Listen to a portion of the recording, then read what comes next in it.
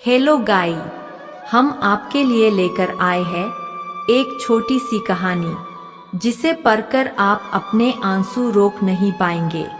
ये कहानी है एक माँ की। दोस्तों, माँ होती है वो जन्नत की तस्वीर जहाँ प्यार की कोई सीमा नहीं होती।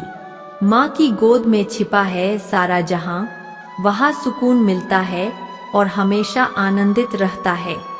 माँ का दुलारा सूरज की तरह होता है जो हमेशा चमकता रहता है। माँ हमारे सबसे करीबी दोस्त होती है जो हमेशा हमारे साथ चलती है। तो आइए सुनते हैं उस हृदयस्पर्शी माँ की कहानी को।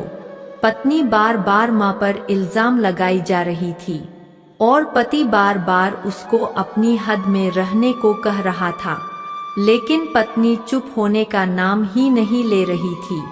वह जोर जोर से चीख चीख कर कह रही थी कि उसने अंगूठी टेबल पर ही रखी थी और तुम्हारे और मेरे अलावा इस कमरे में कोई नहीं आया। अंगूठी हो ना हो माँ जी ने उठाई है।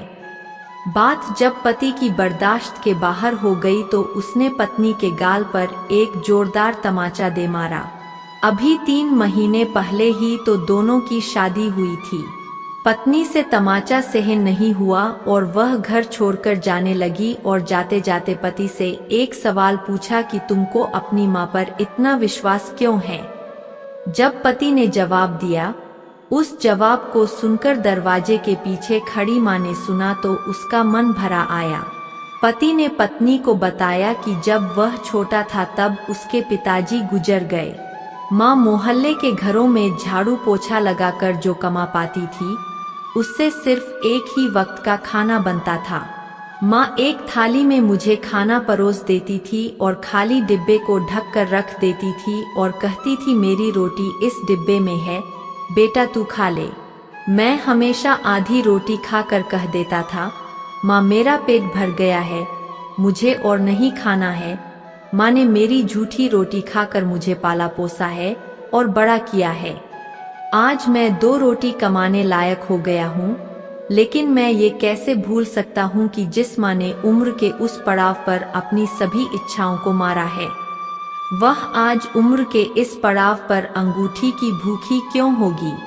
मैं सोच भी नहीं सकता। तुम तो सिर्फ 3 महीने से मेरे साथ हो, मैंने तो माँ को 25 सालों से देखा है। यह सुनकर माँ की आंखों में आंसू झलक उठे।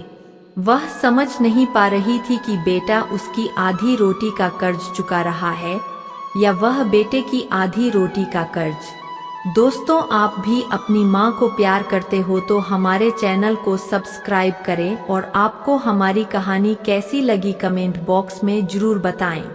धन्यवाद। मिलते हैं अगली वीडियो में, तब तक के लिए जय श्री राम।